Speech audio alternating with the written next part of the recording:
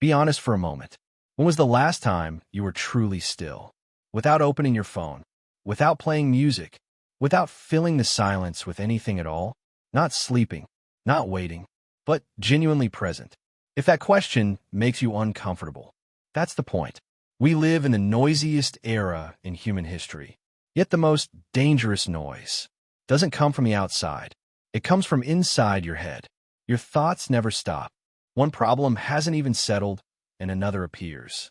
One worry fades, replaced by a new fear, and we give it a smart-sounding label, overthinking.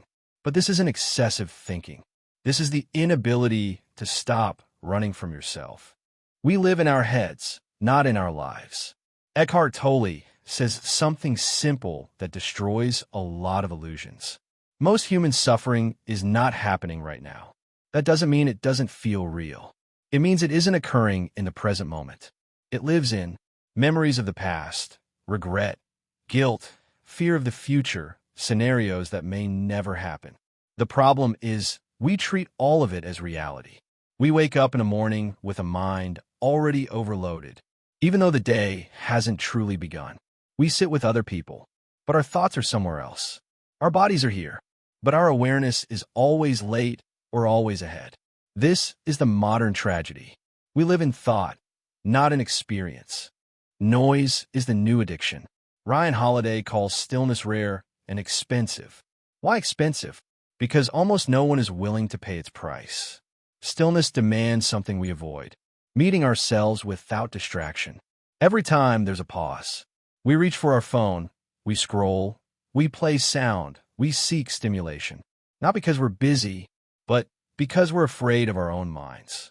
Ironically, the more we avoid stillness, the fuller our heads become. It's like trying to clean a room, while never stopping the flow of new junk.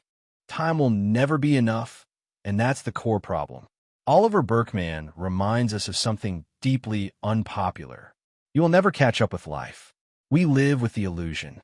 Once everything is handled, then I'll relax. No, you won't. The list will never be empty. There will always be new goals, new standards, new comparisons, new demands.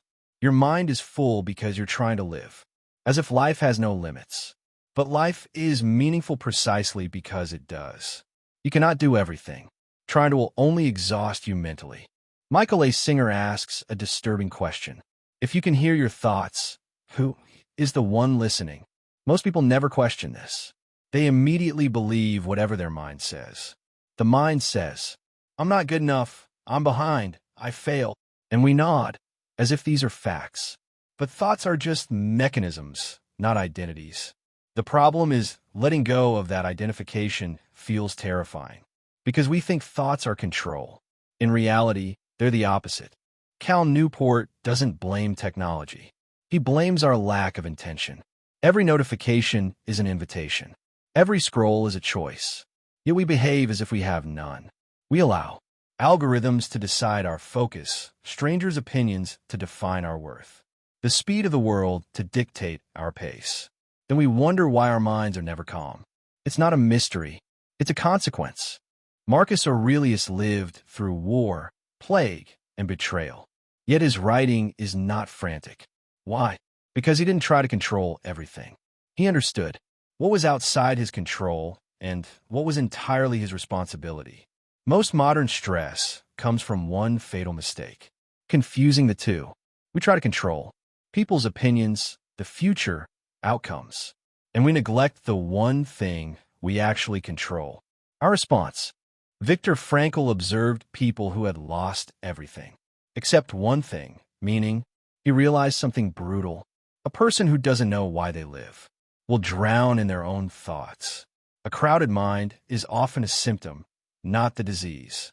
A symptom of directionless living, unclear values, a life built on borrowed expectations. If you don't know why you wake up each morning, don't be surprised if your head is noisy. Many people say they want peace of mind. Very few are ready for what appears when silence arrives. Because in stillness, you realize you're not living by your own values. You see the decisions you've been avoiding.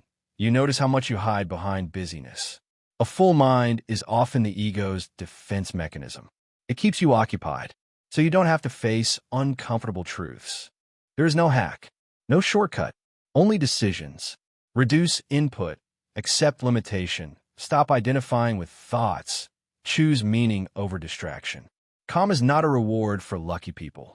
It's the result of discipline, for those brave enough to be honest with themselves. Maybe your mind never rests, not because your life is too heavy, but because you haven't stopped running. And maybe what you need isn't a new answer, but the courage to stay still and endure it.